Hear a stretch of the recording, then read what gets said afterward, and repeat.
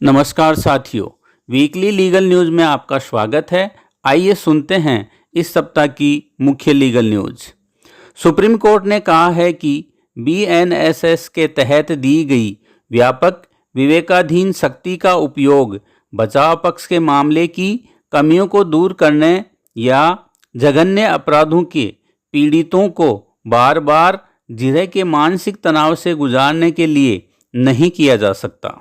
न्यायालय ने Tripura high court के उस आदेश को रद्द कर दिया है जिसमें एक बिना स्पष्टीकरण के 4 साल की लंबी देरी के बाद पीड़िता को फिर से जिरह के लिए बुलाने की अनुमति दी गई थी। सुप्रीम कोर्ट ने एक महत्वपूर्ण निर्णय में यह स्पष्ट किया कि संवैधानिक अदालतों के पास उम्र कैद की सजा को 14 वर्ष से अधिक की किसी तय अवधि की सजा में बदलने का पूरा अधिकार है। कोर्ट ने स्पष्ट किया कि इस तरह का बदलाव सजा को घटाना माना जाएगा, न कि उसे बढ़ाना। कॉरपोरेट वोटिंग प्रक्रियाओं और ट्रस्ट प्रशासन से जुड़े एक महत्वपूर्ण फैसले में सुप्रीम कोर्ट ने स्पष्ट किया है कि रिमोट ई वोटिंग के दौरान महज पहले डाला गया वोट तब तक वैध नहीं माना जा सकता जब तक कि उसे डालने वाले के पास ऐसा करने का कानूनी अधिकार न हो। पीठ ने यह भी निर्णय दिया कि यदि किसी सोसाइटी के उपनियमों में अनुमति हो तो ट्रस्टी बहुमत से फैसले ले सकते हैं और अपने अधिकार सौंप सकते हैं। इसके लिए सभी ट्रस्टियों की पूर्ण सहमति होना अनिवार्य नहीं है। देश की सबसे प्रभावशाली कानूनी संस्थाओं में से एक सुप्रीम कोर्ट बार एसोसिएशन के प्रशासनिक और चुनावी ढांचे में सुप्रीम कोर्ट ने बड़े बदलावों की घोषणा की। कोर्ट ने एसोसिएशन की जवाबदेही और प्रतिनिधित्व बढ़ाने के उद्देश्य से कई ऐतिहासिक सुधारों को लागू करने का निर्देश दिया है। कोर्ट के नए आदेश के अनुसार सुप्रीम कोर्ट बार एसोसिएशन की कार्यकारी समिति के निर्वाचित पदाधिकारियों का कार्यकाल अब 1 साल से बढ़ाकर 2 साल कर दिया गया है। इसके साथ ही बार एसोसिएशन के चुनाव में महिलाओं और दिव्यांग वकीलों के लिए आरक्षण की व्यवस्था भी शुरू की गई है। नीट पेपर लीक मामले में सुप्रीम कोर्ट ने बेहद सख्त रुख अपनाया है। देश की सबसे बड़ी अदालत ने इस पूरे घटनाक्रम को छात्रों और उनके परिवारों के लिए गंभीर मानसिक प्रताड़ना करार दिया।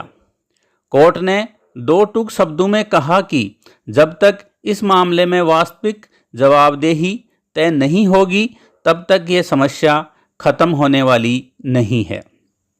सुप्रीम कोर्ट ने स्टार पहलवान विनेश फोगाट को 2026 एशियाई खेलों के चयन ट्रायल में भाग लेने की हरी झंडी दे दी है।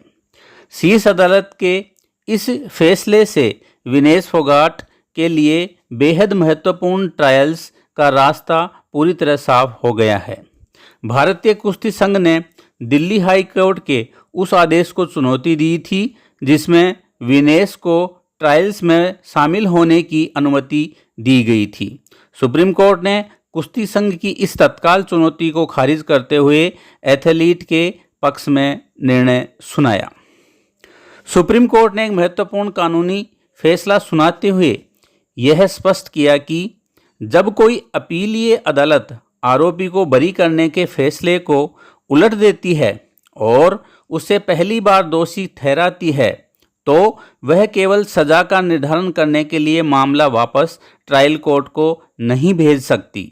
बीएनएसएस के तहत अपीलीय अदालत का यह बाध्यकारी कर्तव्य है कि वह स्वयं दोषी को सजा के मुद्दे पर सुने और सजा तय करे।